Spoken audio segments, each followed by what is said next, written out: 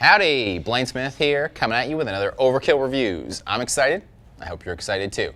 As always, we have a Patreon campaign where you can support us and get some cool little perks. And, you know, subscribe to the video, like it, comment, all the usual kind of stuff that you hear before this video. But, hey, at least you don't have to hear like, hey, sign up for this website and 10% off, right? Yeah, forget that. Cool. Let's get into a review. We started quick, and let's get even faster with this clip.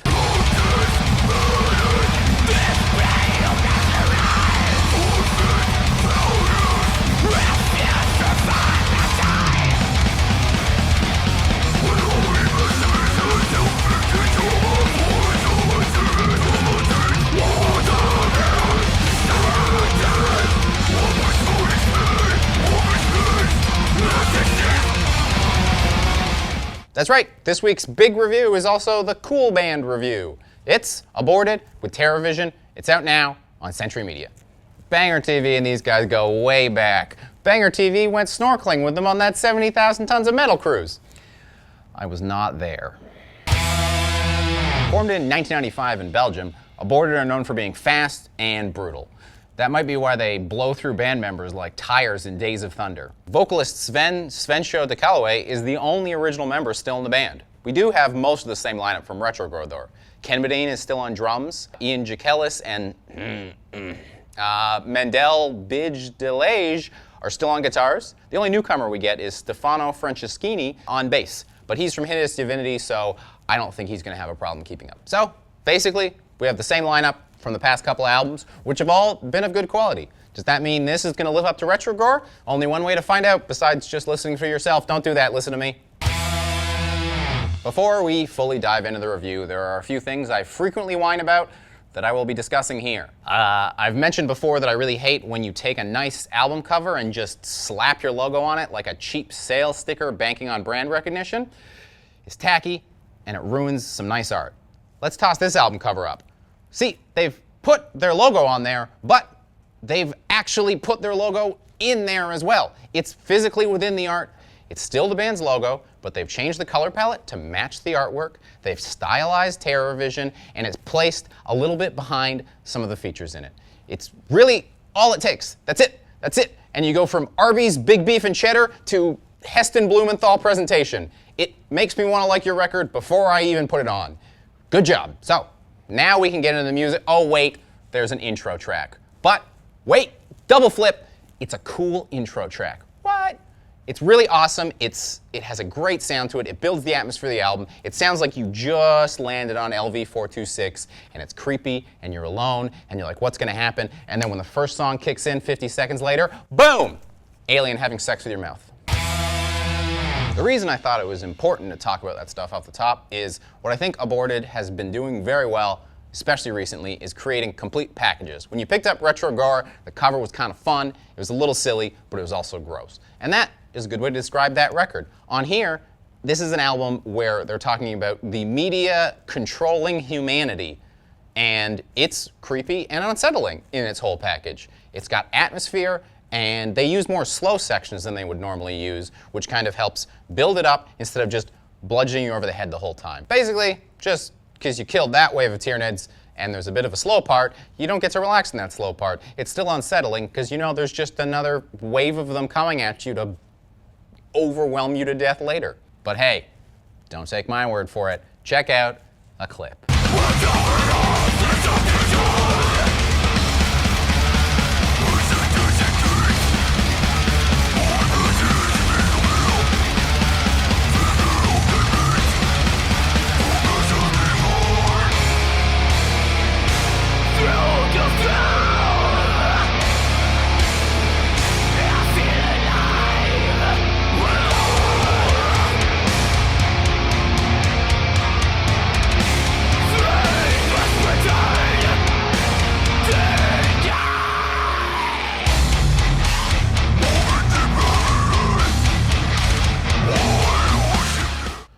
All right, I guess we should actually probably talk about some of their playing on the album, right? Yeah, let's get into that. So we'll start with Svencho. He's kind of, you know, the ringmaster of this little circus, and as always, just phenomenal. I find a lot of brutal death metal, the vocalist is kind of just hitting one note. He's all over the place. He's got such a range. He makes everyone else look boring and uninspired. And to further mix things up even more, there's not one, there's not two, there's 3 cameos from other people coming in on this thing. I was just waiting for someone to shout out, DJ Kelly! It's crazy.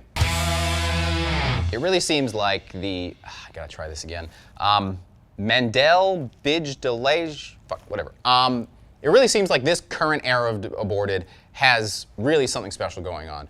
The ability to write just breakneck speed, but also slow things down, but then also toss a catchy riff in there, like both Ultra Inferno and Deep Red have super catchy riffs that really get stuck in your head and are just a lot of fun to listen to. The ability to do all that doesn't seem like it should all be able to come from one guy, and they're really creating something special with all these records. I know I was talking about chops, but I've got to talk about atmosphere again. I'm a Death Doom guy, I like atmosphere, deal with it. Again, the atmosphere, those 2 songs, the 2 catchy songs. Ultra Inferno ends with the whole track, the only way I can describe it is being pulled underground, and Deep Red doesn't have anything like that going on in it, but the lead into that track from Visceral Despondency has this sort of footsteps and creaking like you're on a spaceship that is massive and should be full of people, but everything on it is dead. Just those little things create the album cover. I'm listening to the album cover, and really, there's nothing better than when you pick up something and go, man, I hope it sounds like that, and then god damn it, it sounds like that. This is what I think separates Aborted from a lot of the brutal, grindy guys out there. A lot of those records are a bunch of really breakneck songs just tossed at you. Aborted really seems to have an interest in creating a package. They want to create a full package with their music, and that is awesome. So, what's the bad of this album? Well, I can think of 5 or 6 songs that I love, and then the other songs don't necessarily stand out as much, but I can't tell if that's because all those just aren't great songs, or because they've just put a lot of gems in here that really shine, and I'm just excited to get to those, and with 40-odd minutes of punishment, you kind of can sometimes phase in and out a little bit. So, pretty much they've presented me a delicious sandwich, and what am I gonna say? The lettuce is a little wilted? If that's what you'd say, get fucked. Sorry. Now, maybe it's just because I'm a slow guy. Wait, oh, man, I didn't mean to say it. Whatever, look, I like slow music, and there's some slow parts on it, but in the grand scheme of things, there really isn't that much slow on this record. It's just the amount they used it really adds to the repeated listens. I had to listen to this like 10 times to review it, and listening to an album like this 10 times over and over again without those slow passages can get a little numbing. But just putting those in there creates a listenability that I think extends this album out to anyone. And by anyone, I mean any fans of extreme metal. If you put it on for a casual friend, they're going to be scared to leave you around their pets. Don't do that. So, with all that in mind, that's why I'm easily giving this 4.5 out of 5 Zerg skulls, just to complete the Hive Alien trifecta. And now it's shoutouts time, it's shoutouts time, it's shoutouts time.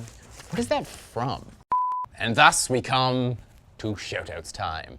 And hey, this week we've got 4, and they're all pretty much ba-ding, ba-ding, ba-ding, bulletproof if you ask me. My personal excitement for the week is for Eternal Rot, Cadaverine on Gods of War Productions. It's very Hooded Menace-y. It sounds a lot like Hooded Menace. So, hey, yeah. We've also got Bastardizer, Dawn of Domination, out on Undercover Records. And similar to the last record, this is pretty much Australian Midnight. So, also, yeah. But if you're in the mood for some more brutality, don't worry, we've got you covered.